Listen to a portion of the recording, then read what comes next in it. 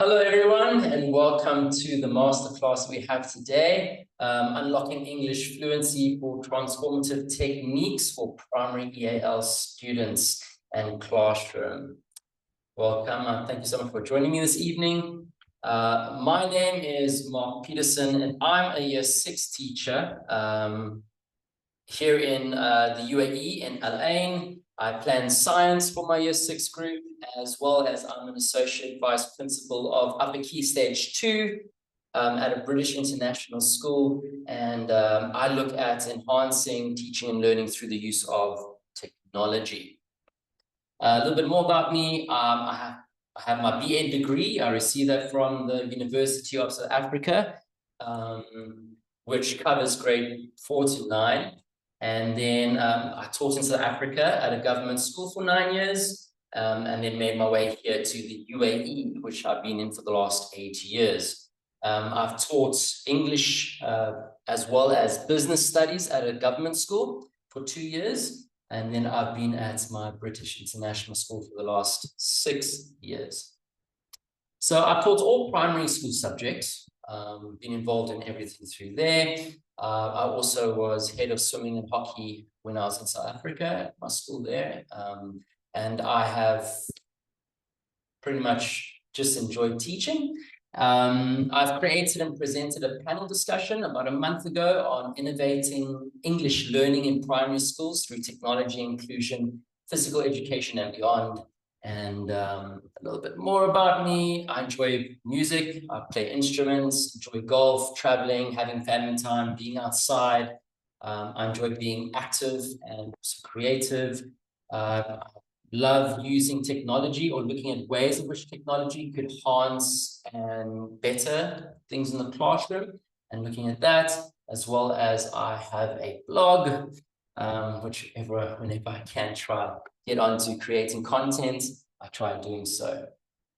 So just for tonight's expectations, please, you can't unfortunately talk, but please drop all your questions that you have in the comment section. Let's just be respectful of each other during the presentation, please. Help me to create a positive learning environment. Engage in the polls, engage in the questions. I would like to hear your participation as well, and everything that you have to contribute to the session. Please just leave all your comments in the comment section. And Q&A, I will try my best to answer as many as I can at the end of the session. So please do so. So learning objectives that we'll be learning at or going through this evening in this masterclass is to identify basic techniques for enhancing literacy and fluency in an EAL classroom. We'll be looking at explaining the importance of developing fluency and enhancing writing skills. We'll be looking at demonstrating how to implement techniques to improve fluency and literacy in the classroom, and then we'll be able to then assess the impacts of implemented fluency techniques to make necessary adjustments and improve those outcomes. So for those of you who do realize, that is Bloom's taxonomy that we've used, and we kind of worked our way up through the Bloom's taxonomy levels. The first one, identifying, is remembering, explaining is understanding, demonstrating is applying, and then evaluating would be the assessment of the implementation of that. So some key takeaways we'll be looking at this evening. There will be 3 things we'll be looking at. Developing literacy and fluency, which is essential for enhancing learning and communication. Number 2 would be implementing adaptive techniques, which is crucial for supporting diverse learners and improving success. And the last thing, one of the key takeaways we're taking, is establishing a safe learning environment, which is vital in fostering creativity and participation with our students. So before we actually jump into everything this evening, I want to hear a little bit about you. So as you can see here on the next slide, you'll need to answer this question.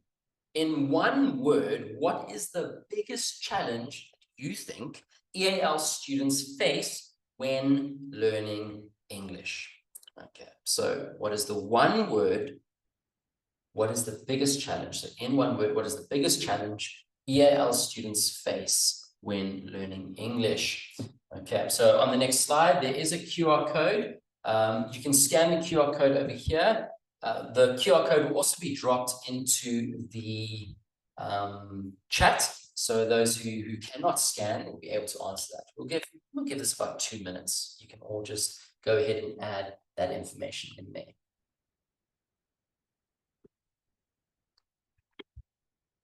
One word.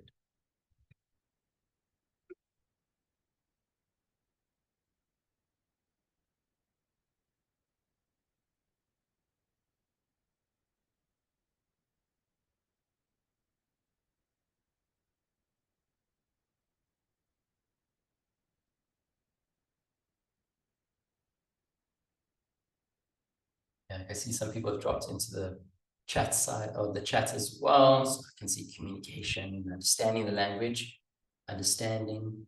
The link is not working. Okay. Oh, if it's not working, please, you can just drop it straight into the chat as well. You can always just pick it up there too.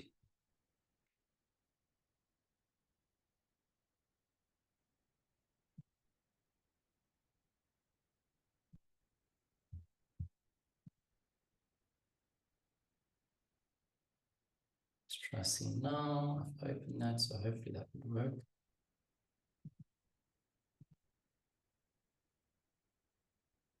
There we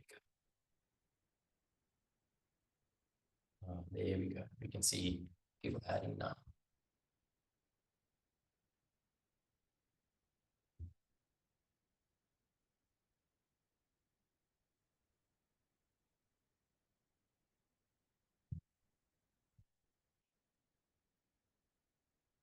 Self-expression. That's a great one.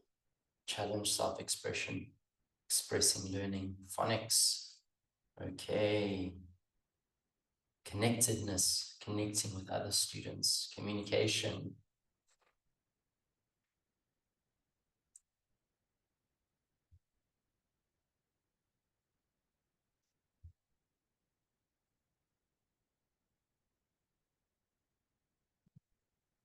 Okay, so vocabulary, pronunciation, familiarity with it.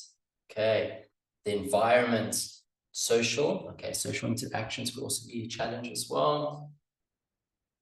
Communication. So communication and vocabulary are very big. I can see that a lot of people have stated those ones. That's why it's popping up large on the screen. You can see that there.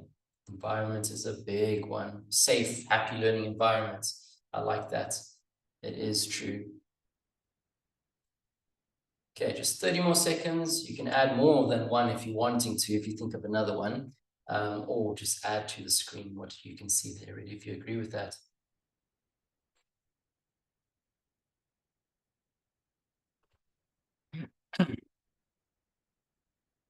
Okay, I think everyone has kind of added their things they wanted to add in there. Lack of support. Very true. Very true. Okay, fantastic. Thank you so much for sharing your insights. It's very valuable, and we can see there, so that's all collected. And we can see that main ones we can see is a lack of, so a lack of something, you know, pronunciation, or lack of social skills, or a lack of unfamiliarity. But we see the vocabulary, communication, and environment are three big ones that we can see. Amazing. So you're going to ask me, what is fluency? Okay, so that's the first thing we're going to look at before we jump into this evening is what is fluency and why is it essential for EAL students? Okay, so the best way we can do this is by watching a little video to give us a little bit of an insight. The three characteristics of fluency. Everyone, let's talk about fluency. What is it? Why does it matter? How can we help our students become fluent readers? In the scientific reading framework, it has these three components: accuracy, reading words correctly; speed, reading at an appropriate pace; prosody, using proper expression and intonation. Fluent readers are automatic decoders. As students practice reading and spelling, they start reading words more quickly. This increases their reading speed and develops automaticity, the ability to read words quickly and effortlessly. Once they reach automaticity, they can focus more on understanding the text than sounding out words. Fluency is important because it frees up your brain power for comprehension. It builds confidence and it expands your vocabulary. It also boosts academic success and helps foster an emotional connection with what you're reading. So how does a student become a fluent reader? It doesn't happen automatically. It develops gradually as the student becomes more familiar with words and phrases through consistent practice. So the more you read, the more fluent you will be. Okay. So quite interesting there. This here is an infographic from the National Center of Improving Literacy. Now, if we just had to look at what we just watched there by All About Learning Press and how to help kids read fluent or become fluent readers, there were 3 things that he pointed out that we can see in this infographic. Okay, the first one is accuracy. How accurate are students when reading words on a page? The next thing that he mentioned was reading speed. Are students reading too fast or too slow? Okay, so that's something also to watch out for or to focus on. The last one that he mentioned was prosody, was what tone or expression are students reading with? But the key thing that I picked up from what he said was it comes through consistent practice. So when we think about that, we have to think about, well, what are ways in which we can develop that? We need to develop it in the classroom as well as kind of building that at home. So the next thing here, so why do literacy and fluency matter for EL students? Well, John Steinbeck here was a well-known and award-winning American novelist who said that learning to read is probably the most difficult and revolutionary thing that happens in the human brain. So if you had to think about yourself being an EAL student, is that difficult? Yes, but don't you just love those moments when there are those light bulbs, you can see it in the eyes, and there's where revolution change happens. And that's where we get excited about things. And that makes me very excited in my classroom when teaching. So carrying on from that topic, the Virginia Literacy Partnership in 2024 stated, it is a crucial pathway to reading comprehension. Reading smoothly and at an appropriate pace or rate indicates a student has developed automaticity. Okay, that was a word that they mentioned in that video clip. And they can retrieve previously learned words effortlessly. So when less effort is required to stop and decode words, more attention and effort can be shifted to make meaning of text. Now, again, automaticity is once you learn how to ride a bicycle, do a cartwheel, tie your shoelaces, it becomes automatic. You don't have to overthink it. It's just auto. That's why it's automaticity. So in reading, that means that when you recognize words right away without needing to sound it out, this helps them to focus on understanding what they're reading instead of decoding words. So now the next thing we're going to talk about tonight or discuss is like, Mark, how do we do this? How? How do we grow fluency and comprehension amongst our students? Well, that brings us to our first learning objective tonight. Identifying basic techniques for enhancing literacy in an EAL classroom. This is the first point we're going to look at tonight. Now, there are 5 basic foundational techniques that we can use to enhance literacy in the classroom. Okay, there are 5. So, okay, let's first look at these 5, and then we can just get some feedback from everyone in the chat. So the first one is phonics instruction, teaching the relationship between letters and sounds that help students decode words. It's important for understanding like blending, correct? Now, the next one, the second basic foundation technique that we look at is interactive reading alouds. So engaging students in reading aloud sessions to improve comprehension and fluency. Now, this can be done in small groups, can develop that, supporting the fluency when listening to other students read, peer support, peer reading together, teacher reading groups, modeling how to do that. So just showing them the excitement of reading, which is a crucial thing, because once we can show them, then they can learn that way and apply it into their own skills. The third basic technique is vocabulary building. So expanding students' vocabulary through various activities and exercises. This could be used through flashcards, word maps, word walls, games, context clues. It just helps them to focus on expanding the word knowledge, which is essential when it comes to reading comprehension. The fourth thing that we're going to be looking at is writing workshops. So providing opportunities for students to practice and improve their writing skills. So collaboration reading strategy, that's the next point. Just the structured approach to teaching writing. Okay, how do we do that? So when students actively engage in writing, they receive guidance and feedback from either their teacher or peers, because learning from each other, it's a good tool, right? So writing workshops typically include mini lessons or independent writing times. What we do in our school is we do what we call as a short burst writing. So a student will have, okay, 10 minutes is on the clock, a picture, and you say, don't think about anything else. Don't worry about punctuation stuff, just write. What is it that you see? You can even start off with like a little introduction, a descriptive introduction, like the dark, gloomy clouds rolled over the ocean. Waves grew, lapping onto the shoreline, ... That gives them a bit of a start, and now they need to carry on with that story and describe what is it they see. Okay, a fantastic tool. And the last one we'll be looking at is literacy circles. So encouraging group discussions and analyzing analysis of literacy text to enhance critical thinking and comprehension. So this collaborative reading strategy is where students in their small groups who are discussing a book, which they're reading together, whether it be in a small group or even classroom reading together, correct? Each group member has a specific role. So one would be recording what people are saying. Others could be asking like deep thinking, critical thinking questions. So reading the same novel, like as an example, children are reading the same novel and they'll ask about, okay, well, what would this character look like in your eyes compared to how they're describing it in the book? Okay, what is the plot? Where do you think this is going? What is the theme?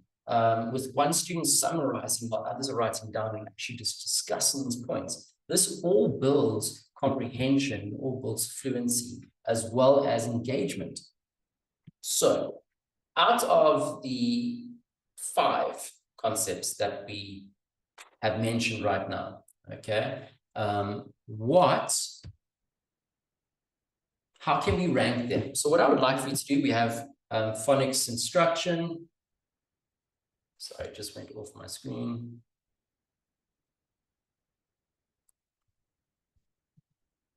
Okay, well, let's put this into the chat. Why not? Let's just put this in the chat. You're not going to worry. Technology always seems to happen at some point where it just goes kabang. We spoke about 5 things. Okay, we mentioned that it was phonics instruction, interactive read alouds. We had vocabulary building. We had writing workshops and literacy skills. So what I would like for you to please do is I would like for you to share your thoughts and to rank these mentioned basic techniques from which one you would put on the top and then work down the list. Now, there's no right or wrong. This is pretty much just us sharing our insights into this. Okay, so what I would like for you to do is just to share and rank it number 1, 2, 3, 4, 5. Which ones do you think would be, which ones you use more compared to other ones? And let me just see if I can get this back here. Then we can just get the words up on the screen. So there we go. So we had phonics instructions. We had interactive read alouds. Number 3 was vocabulary building. Number 4 was writing workshops. Number 5 was literacy circles. Okay, just write those in the chat.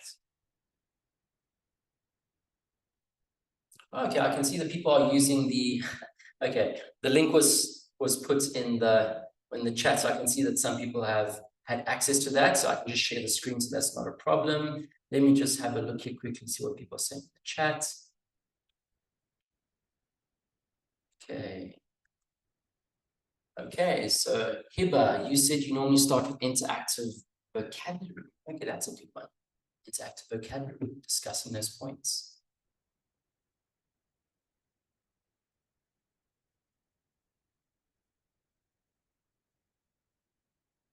Okay, and then decoding, fantastic. Okay, let me just quickly share my other screen, and then we can have a look at what the data is showing us, what people have said. Let's just go here. Okay, so this is what I've, so people are putting vocabulary building as their number 1. Okay, great. Interactive read alouds as number 2, fantastic. Then phonics instruction, number 3. 4th place would be writing workshops, and then 5th place would be literacy circles. Okay, well, again, there's no right or wrong to this, okay? It's what techniques and tools we've used in our own classroom that matters at this very moment. Okay, so thank you so much for sharing that information. Let's just quickly shift back to the presentation. Okay, and we will come back to this again later on. So just keep those numbers in your head, please. Your order of what you use, just make sure you just keep that, because we'll see after discussing everything, has that changed? Yeah, so learning objective number 2 we'll be looking at is explain the importance of developing fluency to enhance writing skills. Now, this on the Bloom's taxonomy list was the understanding, okay? So the explaining part of it. So with that, we have another video. This one's slightly longer, but there is an activity in this video. Please participate, because I think it really does open our eyes to how the brain works and functions when it comes to reading fluency. Fluent readers read the way they speak. They read at a conversational rate. They make very few errors, and they read with some expression. Why do we care about fluency? We focus on fluency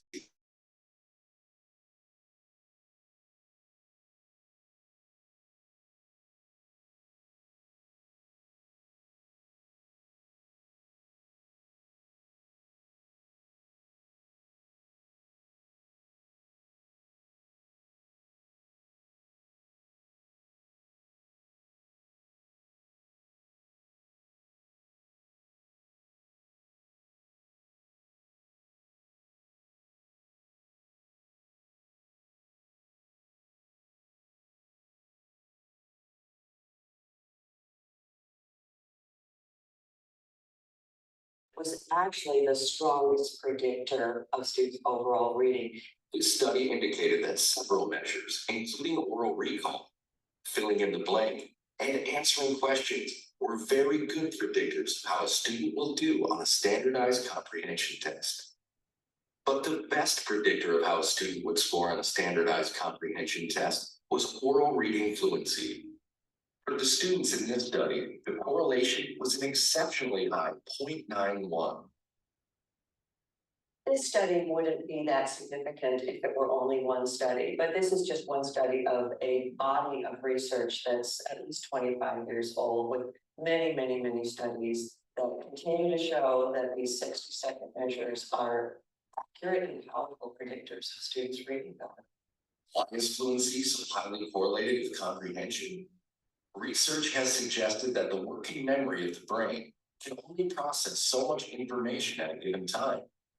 In the 1970s, Dr. S.J. Samuels, a professor at the University of Minnesota and a pioneering fluency researcher, proposed the automaticity theory. According to Dr. Samuels, people only have so much attention to give to a task. To become proficient at something as complex as reading, students first need to master basic skills, like decoding words or recognizing irregular words so they can read them automatically. Dr. Samuel's theory of automaticity really talks about the importance of instructing children so that reading the words becomes truly automatic for them. In this highly complex activity of reading, there's a lot going on. So we want the words to be recognized automatically, effortlessly, so the brain can be thinking about the meaning of what they were in. For example, readers who often stop to sound out individual words may not have enough mental energy left over to think about the meaning of the text. They focus on decoding the words. However, a fluent reader who automatically recognizes the words can give full attention to their meaning. You and I, we're automatic. We're so automatic, we read things we don't even want to read. Many of us read cereal boxes in the morning. Do you ever order the Frisbee? Probably not. But we read it because the moment our eyes fall onto it, we read. Now, I want to demonstrate to you how automatic you are. Quickly, quietly, read these words across the page as rapidly as you can. It's not much of a reading test, is it? Easy words, so you're very automatic with them. But what's interesting about the words is you understood the concept of these words long before you could read them. Because the concept of color is very simple compared to the concept of reading. And so this time, you should be able to name the color of the print just as easily as you read the words. So don't read the words this time, just quickly. Name the color of the print across the page.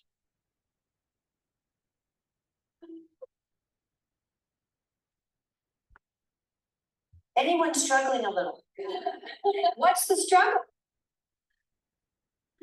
They have to ask. Did you actually have to think? Yes. Words and colors don't match. What does your brain choose to do? Read the words. Your brain chooses to read the words because you're an automatic reader. And so this is a demonstration of how automaticity, or how reading becomes so prominent in your mind that that's what you can do automatically. And that's what we need our children to do. The fact that you read so automatically means that when you open a book at night and you start to read, you compare the characters in this book to some other book you once read. Some of us make soul-searching, life-altering decisions in the middle of the book. Think of the high-level thinking that's going on. That is only possible because we're not struggling with the words. And so, does fluency matter? Enormously.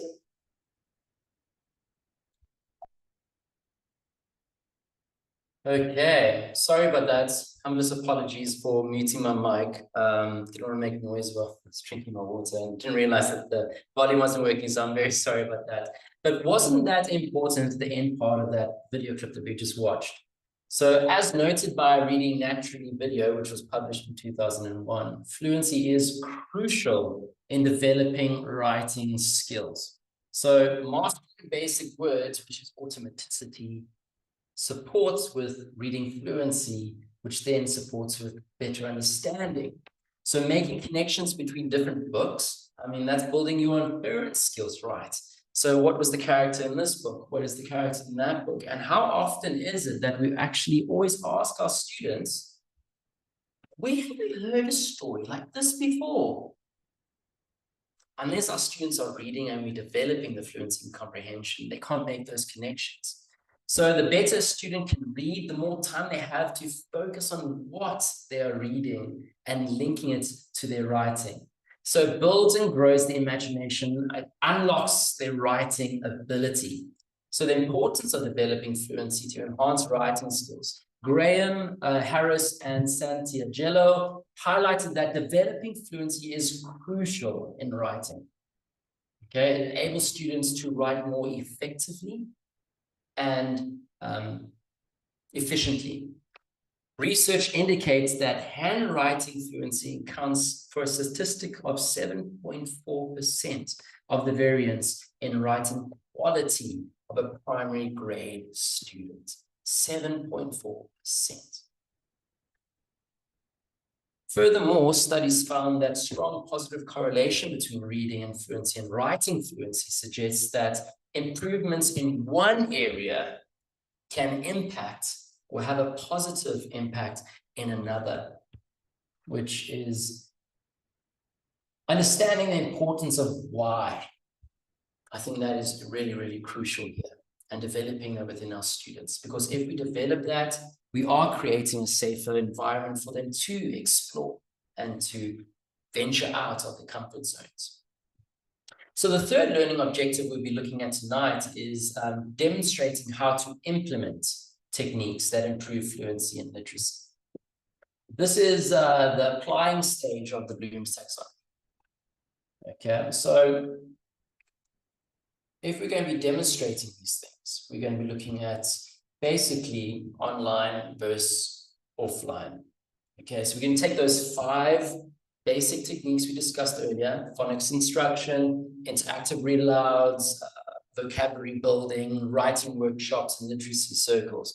And we're going to look at both online and offline ways of applying that into our classrooms. So let's first look at the online, implementing this in the classroom. We're going to be looking at phonics instruction. So with phonics instruction, we can look at Teach Your Monster to Read, we can look at Kahoot, we can look at Literacy Planet. Okay, so Teach Your Monster to Read is a game-based learning platform for phonics activities that engage students in decoding and word-building skills. Kahoot, I'm sure lots of us have used Kahoot, a digital quiz tool for reinforcing phonics concepts and assessing progress in a fun and engaging way. And then Literacy Planet, it provides a curriculum-aligned phonics exercises in an engaging and gamified format. Now, we know our students love to play games. Okay, so that's just a good way to pull them in, to make them think that they're playing a game, but actually at the end of the day, they're also learning at the same time. The next thing was interactive read alouds. Now, we could look at Epic, Raz Kids, Learn English with Cambridge. Now, Epic is a digital library with thousands of read aloud books, which is perfect for enhanced fluency and comprehension for young learners. So students can also either read themselves or they can push play and it will have it read to them to hear the story and developing those key points about how to build fluency, right?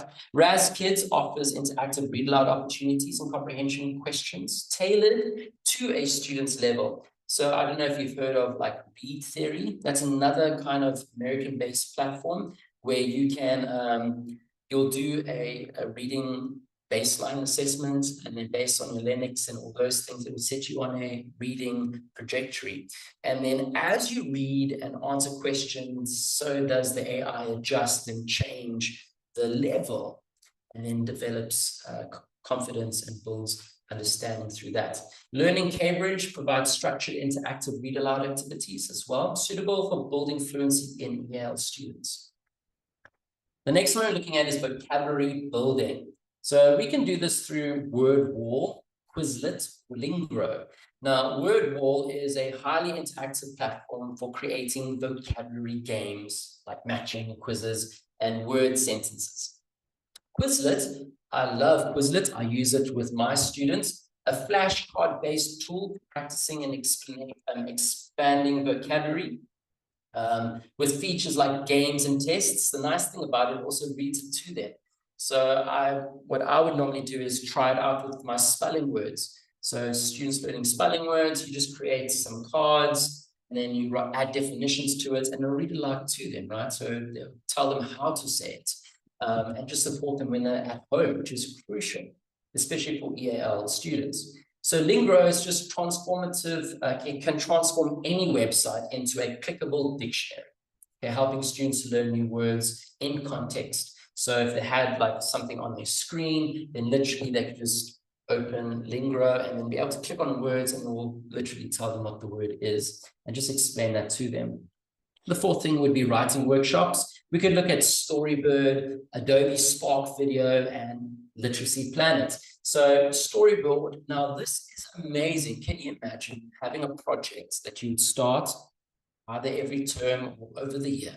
Now you can get your students to encourage them to write creative stories and get them to publish their own stories with engaging visuals. I mean, that's fantastic. Adobe Spark, which is also enables students to create videos to narrate and present their stories, enhancing writing and storytelling skills. How amazing is that? And Literacy Planet, well, that just offers structured writing tasks to improve sentence construction and grammar and overall writing fluency.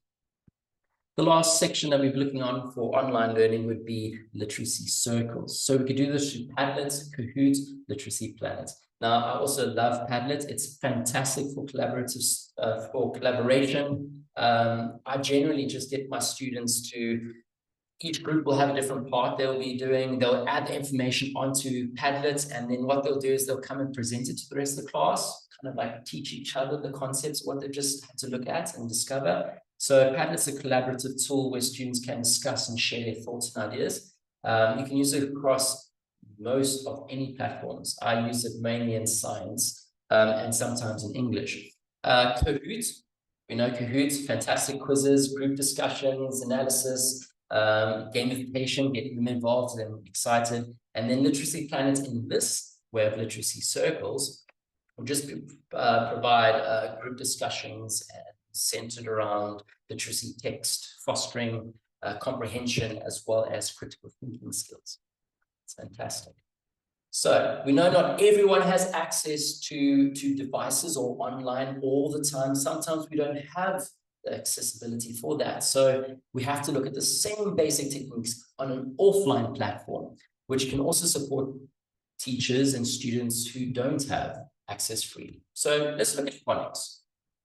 Phonics can be flashcards, phonic games, songs and rhymes. Okay, those are crucial. I mean, can you remember all the nursery rhymes you learned when you were in preschool, grade 1 or year 1? So flashcards, just create phonic flashcards for students to practice letter sounds and relationships. Those are easy. You can even find them on like Canva and just print them off, use templates. Phonics games, board games, card games, just focusing on phonics. Songs and rhymes, incorporate phonics songs and rhymes. I'm sure most of you have heard of lots of variations of that. Interactive read alouds in this case, classroom library, you know, being selective of the books that you have in your own library, or even the school library. Reading logs, role playing is crucial for interactive read alouds here.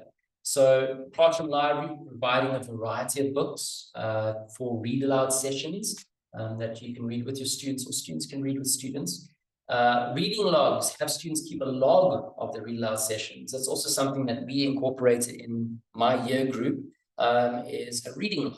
So what we've done is we've tested students' reading levels, and then we have a selection of books based on the students' reading levels. And then every day they must just go home and read for 20 minutes and then just summarize what they read in the journals Monday, Tuesday, Wednesday, Thursday. And then they bring that book back, and you as a teacher can evaluate and then monitor. And then when you do your data collection at the end of term, you can monitor the progress and then change the levels and everything else. Role play, fantastic. Love role play. All children want to get involved with role play. So encouraging students to act out a scene that they've read. So that also will test their comprehension skills and how much they've understood from that. Vocabulary building. Okay, so this we look at word walls, vocabulary journals, word games. So creating a word wall with all the words that you learn. Now, every term 3, my year group, we do a book study on the Malamander. And the amazing thing about it is that characters get revealed throughout the book. So when a character gets revealed, we'll put the name up on the board, and we just get my class just to summarize key points about the character, and we build a character description. And then when a new character comes out, we add a new name, and we just build this big wall with all the different characters' names and their personalities and characteristics. And then any exciting parts that would come up, we just add it onto the wall. So it's a progressive wall development. And then at the end of the term, you look at your wall You just see this array of knowledge that they just gained from doing that. Okay, and then word games, playing games like Scrabble or Boggle. Bananagrams, amazing tool, bananagrams, just to reinforce vocabulary. Writing workshops for offline would be writing prompts, peer reviews, writing stations, writing prompts, providing prompts for students to write about. So remember I told you about that short burst writing earlier, where we had a picture and you had just the start of a sentence, just prompts them in the right direction. That's a great way to develop that writing and develop that. Peer reviews, encourage students to review and provide feedback on each other's work. Developing that as well, looking at key points like fluency. And then writing stations, which is awesome. I did this with my class this term. We were starting our hook on warning stories. So the day before we had a bit of introduction, and then my class, we had different stations. And then every desk group had a different story they had to read and analyze and answer questions about. And then there were 5 stories and I had 6 groups. It's like, what can I do? So I thought, let's get a rolling story. So every time a new group came to the desk, they would write a part of the story. So the first group would write the introduction to the warning story. The next group would write the problem, or the build-up. Then the next group would write the problem. The next group would write the issue of the resolution of that. And the next group would write the resolution at the end, like the whole story being summed up. And then at the end, I would read the story. And they loved it just because they had the creativity that was fun. Last thing we're looking at here for offline was literacy circles. So book reports, discussion questions, group projects. So prepare questions for groups to discuss. Okay, or even better, get your groups to write questions for other groups to discuss. Book reports, have students create book reports and share with the class, encouraging different books to read. Group projects, assign group projects based on literacy being studied. So if you're studying like, or in primary, you wouldn't study Shakespeare, but if you're, okay, so for us in term 3, when we were doing Malamanda, we could create like a project around that. So groups would design character profiles or something like that, either digitally or even just on poster, correct? Okay, so implementing questions to improve literacy skills. Now that we have discussed online and offline tools, I want you now to reflect back on the ranking that you just did earlier, okay, in the presentation. So in the comments section, what I'd like for you to do is, how many of you feel more confident with applying different techniques? And has your ranking possibly changed by looking at different ways of which we could probably do that? So drop your comments in the comments section. And let's just see if we can just share about that and just see what everyone else is saying.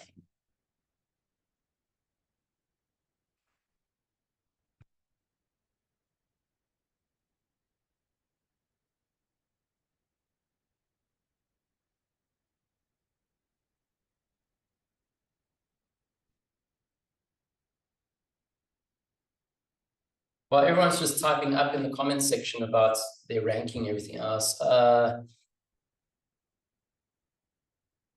Yeah, I'm just reading these comments, read alouds, which is good. Read alouds are great for dyslexic students so they can hear stories. That's fantastic. Websites for grades 4 to 7. I know that we use like Oxford Owl as a reading aloud tool. That's actually quite a good one. So Oxford Owl, Epic are really good tools you could use there. Those are really beneficial for grades 4 to 7 as well. They've got an array of different books. Okay, offline phonics will work better for me. That's fantastic, Ms. Mary. Fantastic. I don't mind. It's great that we can share with offline and online tools, right? Okay. Give another 30 seconds for people just to write their comments based on their ranking and how confident they would feel with applying these different skills we just discussed.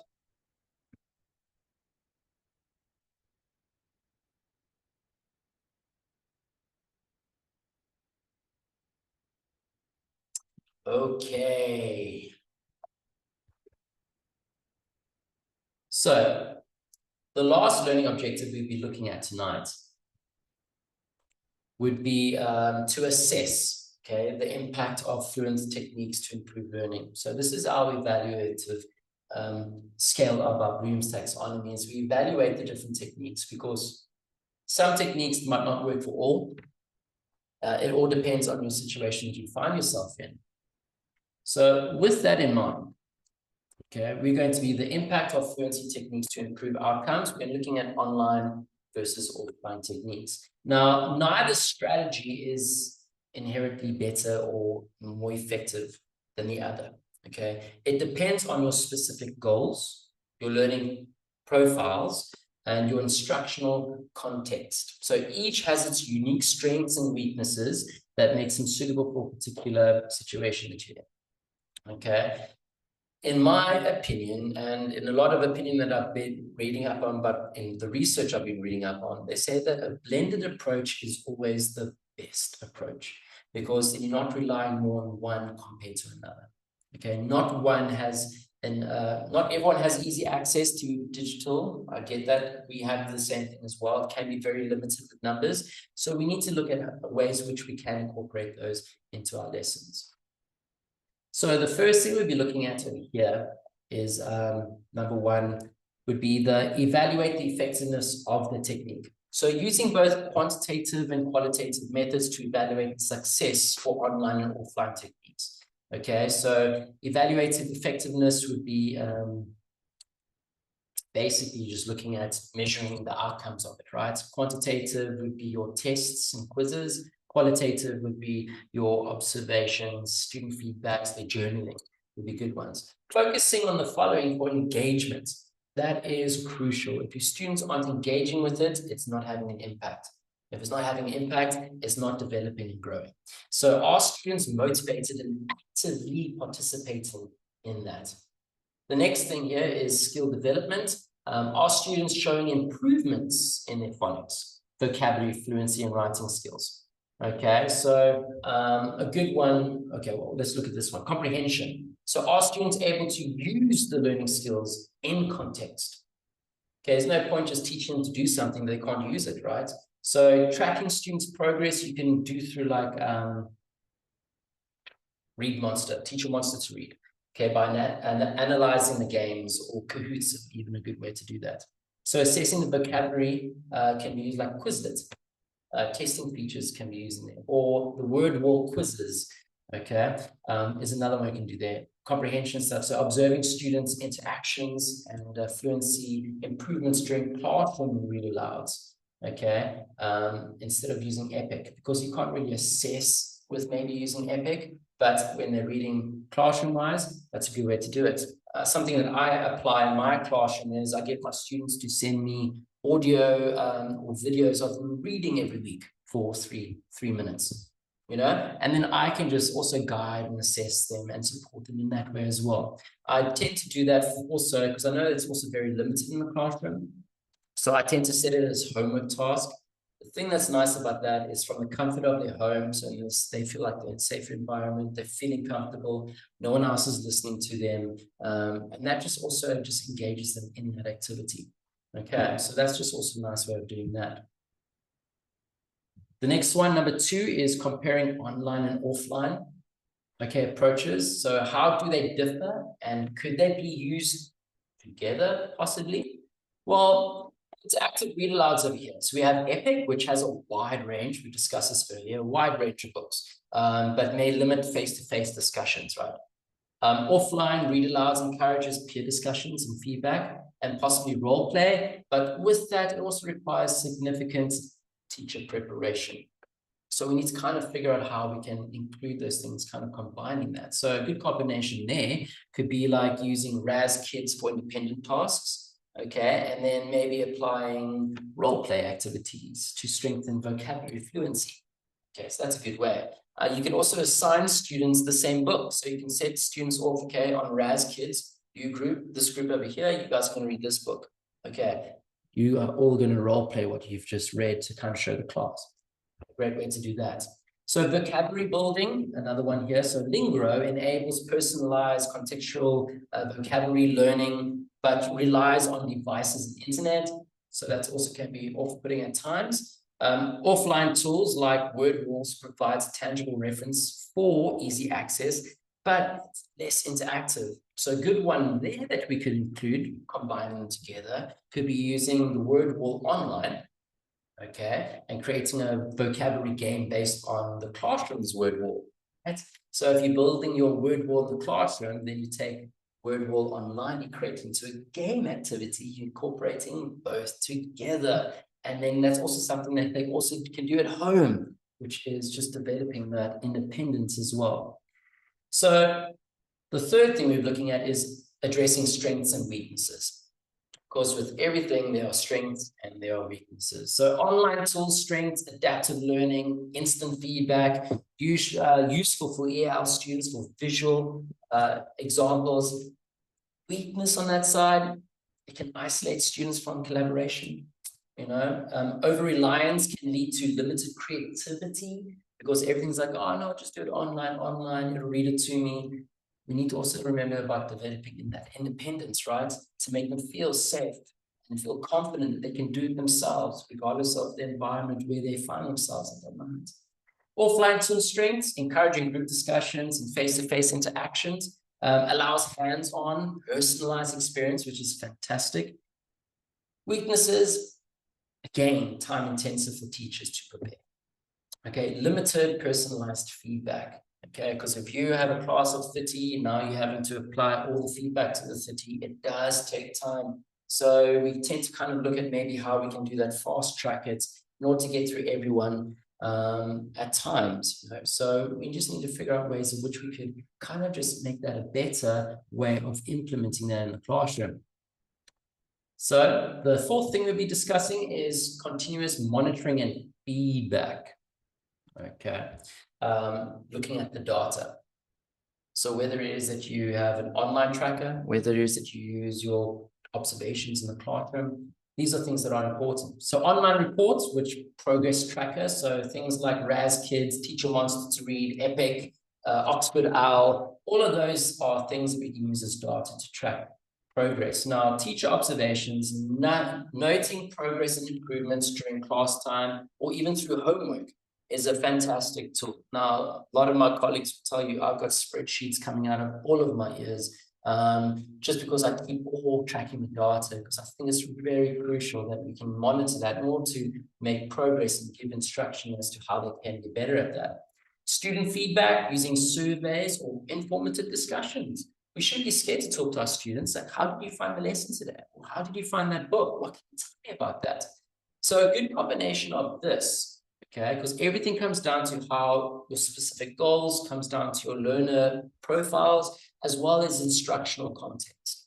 So a combination of this would be low engagement, include gamification, whether it be online, flashcards, anything that's going to get them engaged and excited. Okay, if we're looking at filling the gaps, you've got skill gaps, providing additional support with targeted tools, so one-on-one teacher support, intervention sessions, you know, just having the time that you are developing that with your students is crucial.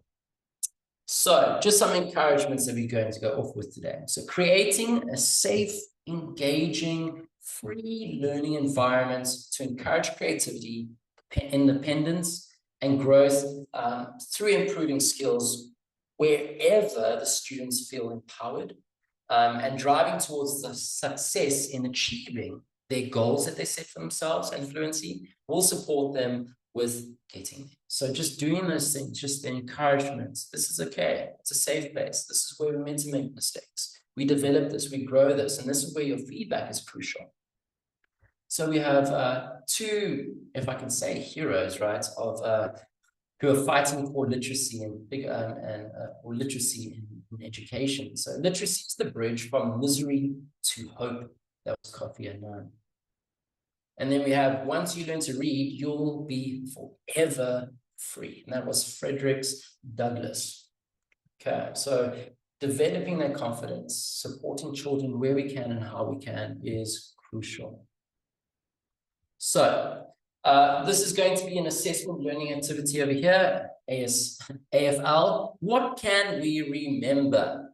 So scan the QR code, please, or if you, it will be dropped in the chat for you. What can we remember from this evening? What are the key things we can remember? What were the 5 basic techniques we discussed tonight?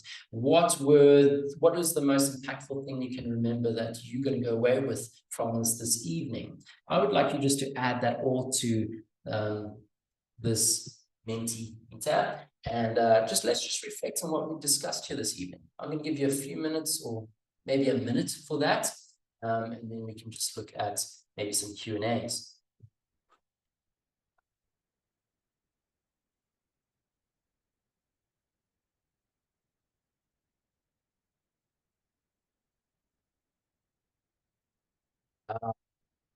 Flipped classroom is a great one, Heather.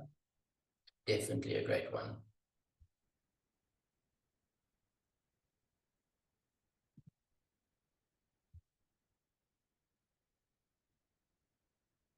Oh, there we go.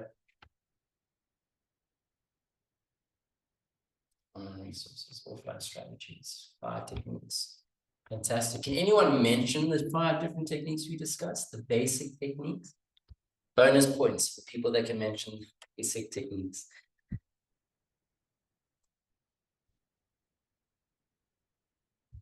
Reading fluency, phonics instruction. Vocabulary building, there we go.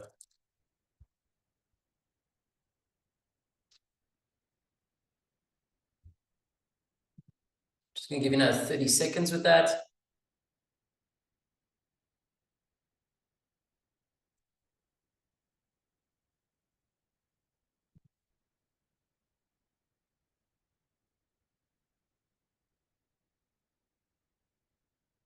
Okay, amazing. Thank you so much. Online, fluency in reading, interactive read alouds. There we go. Online strategies, vocabulary, reading speed, phonics instruction, correlating reading, writing, reading fluency, interactive read alouds. There we go. I think we mentioned 3 so far there. Does anyone mention literacy circles? Well, that's basically comes down to reading as well, right? Fantastic. Thank you so much for sharing your recapping on that. Okay, so I'm just going to close that now.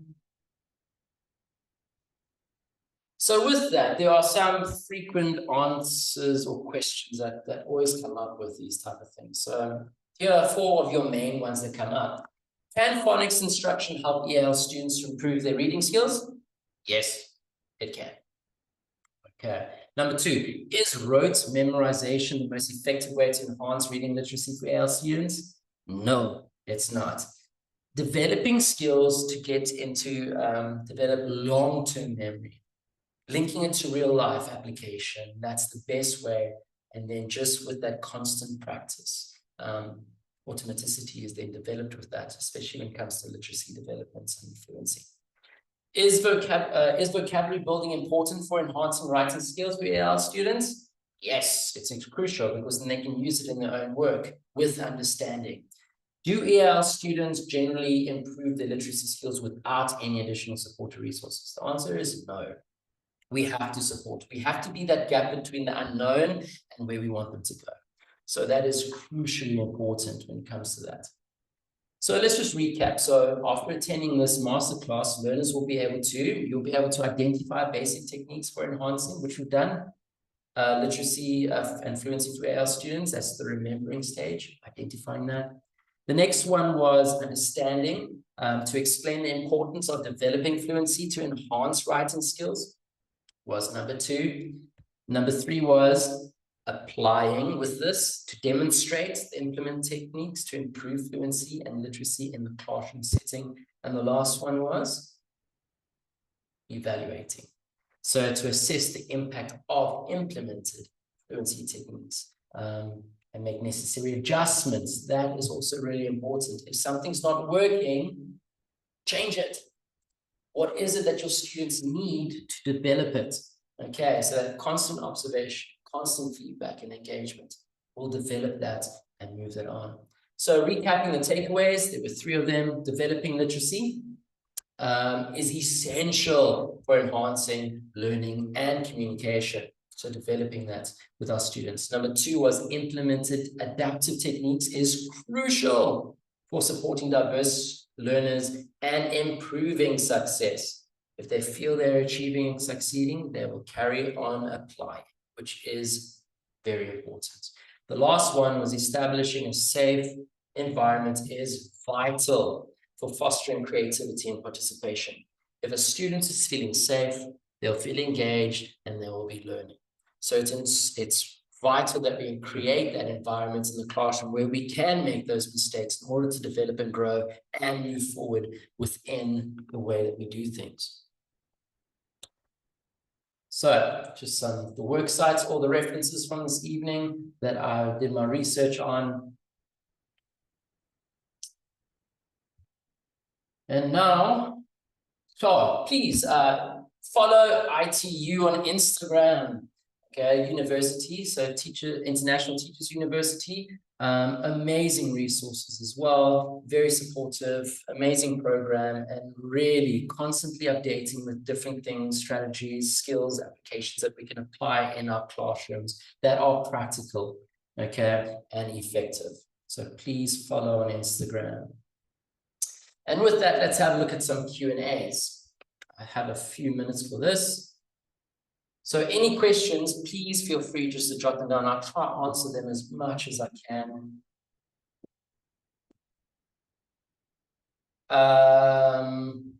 If someone from Tech can just, will the recording be posted on YouTube or somewhere? That one we can, I'm sure Tech can have a look at that. Thank you, everyone. I appreciate the thank yous. Any questions? Nida, we'll try to see what we can try to do to get the recording out to you. I think you might be provided with a link because you signed up for that.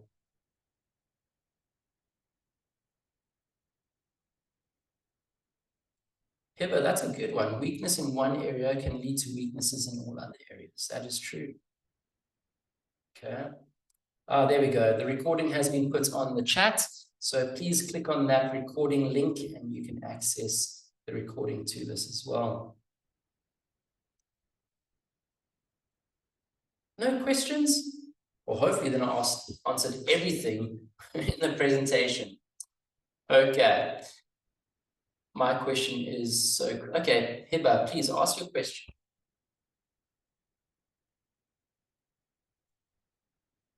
I don't know if you mentioned it previously.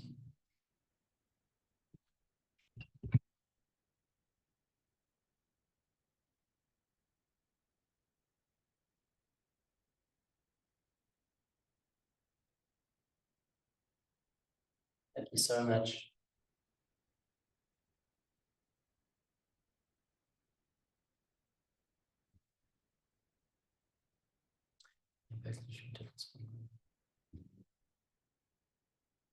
Thank you, Zainab.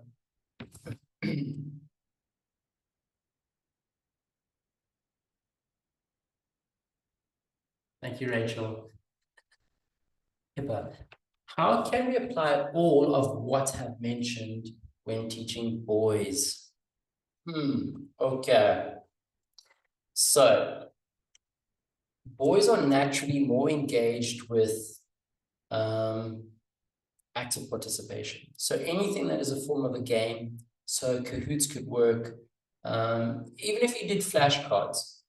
So you could pair your groups up, pair students up with each other and they have flashcards, phonics cards, and they can play a game against each other where obviously the first one to say it is the one that gets to keep the card. The one that has the most cards at the end, you can give them house points or some form of reward towards it. Any form of gamification will work with boys. Okay, so turn into a game that they would also just pull them into the activity as well. Hiba, I'm in the UAE. I know what you're talking about there. Fair enough. There's unfortunately you can't talk, so if you can just type your question in the comment section, I can answer it that way. Hiba, the best way is just to engage them in a form of game. That's probably going to be the best step. A reward system is a good way to also just to engage them in the activities and everything else. Try have different stations where there'll be a different activity at a different station. And then that will just bring them into just being a bit more independent and relying on the skills that they have there. Oh, you're welcome, Philip.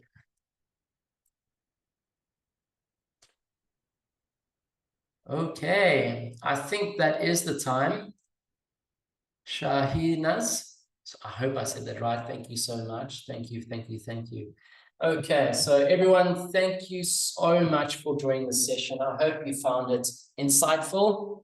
Again, please follow ITU on Instagram, LinkedIn as well. And I wish you all the best. Thank you so much for your patience and have a wonderful weekend. And hopefully we'll chat again soon. Thank you so much. Bye.